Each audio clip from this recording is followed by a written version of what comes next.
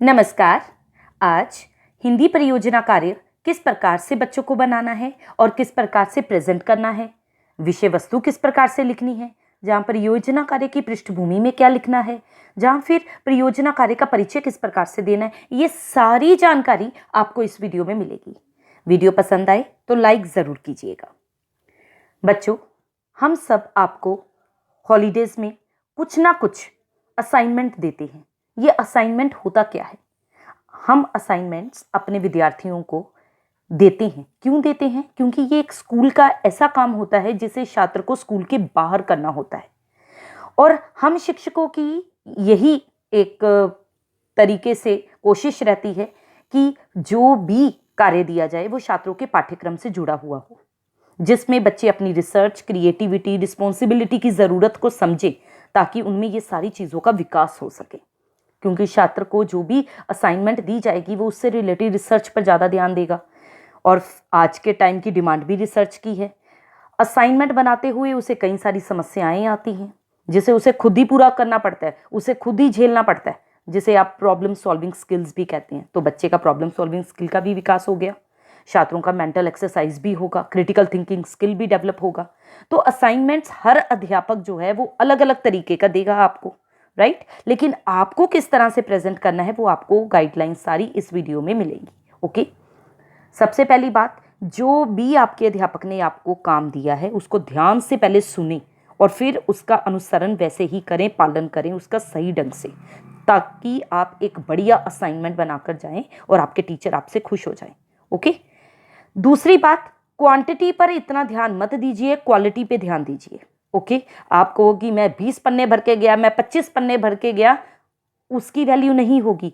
Number पाने की कोशिश के लिए आपको पॉइंट टू पॉइंट जानकारी देनी होगी। फालतू का पेज भरने से बिल्कुल बचिए आप।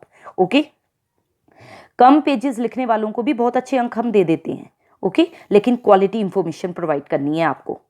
तीसरी बात, असाइनमेंट जो है आपका सिंपल होना चाहिए, प्रेजेंटेबल होना चाहिए।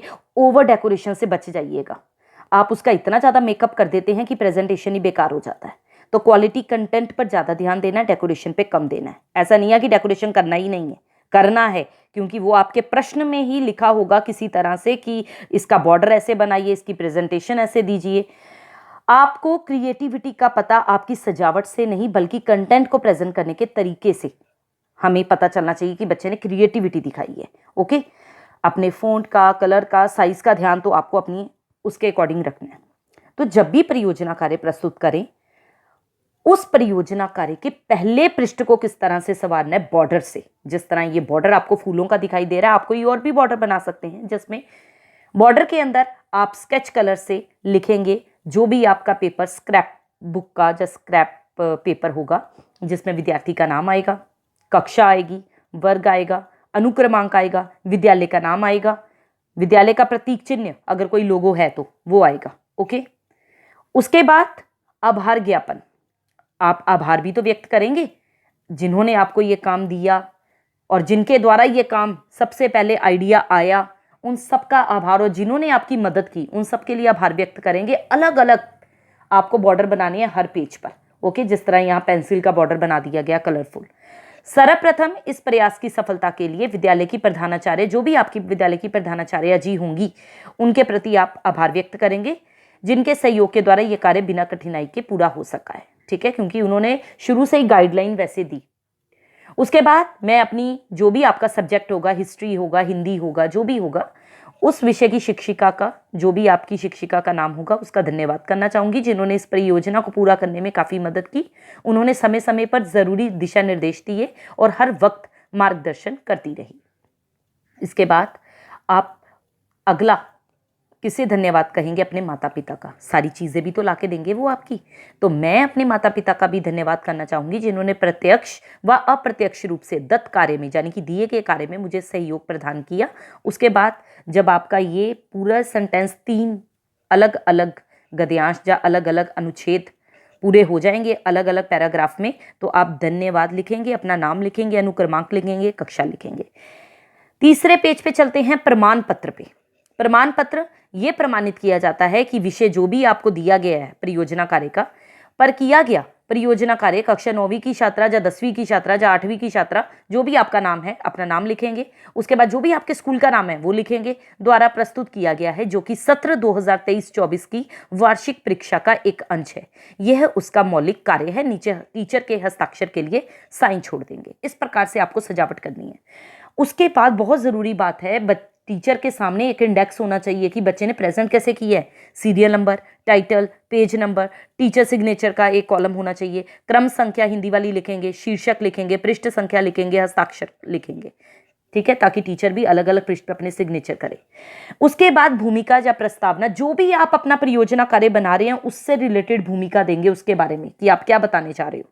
कवियों के बारे में, रचनाकारों के बारे में बताने जा रहे हो, या फिर किसी और चीज़ के बारे में, ग्रामर का कोई टॉपिक है आपका उसके बारे में बताने जा रहे हो, या फिर किसी महान स्वतंत्रता सेनानी के बारे में बताने जा रहे हो, तो भूमिका में आप उनके बारे में लिखेंगे। ओके। और साथ में चित्राकर्षक परियोजना दिखाएंगे, यानी कि चित्रों से रिलेटेड मटेरियल को भी सामने लिखना है और चित्र भी दिखाना है। ओके।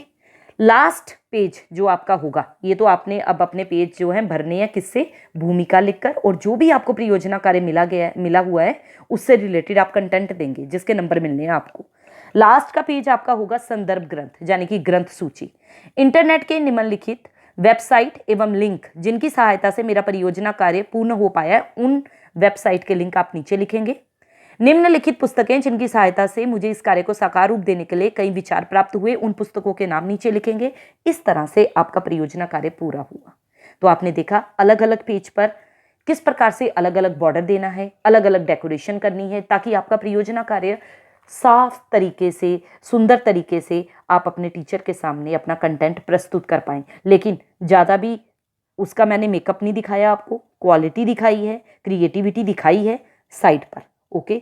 एग्जाम्पल्स अच्छे अच्छे दीजिए, हाई क्वालिटी कंटेंट दीजिए, तब जाके आपका जो पूरा का पूरा असाइनमेंट है वो सिंपल रहेगा और प्रेजेंटेबल रहेगा और आपको पूरे अंक मिलेंगे। ओके स्टूडेंट्स, आई होप ये वीडियो आपके लिए काफ़ी हेल्पफुल रहे। टिल देन मिलते हैं आपको नेक्स्ट इसी तरह की कोई जानकारी देने के लिए। Till then good bye.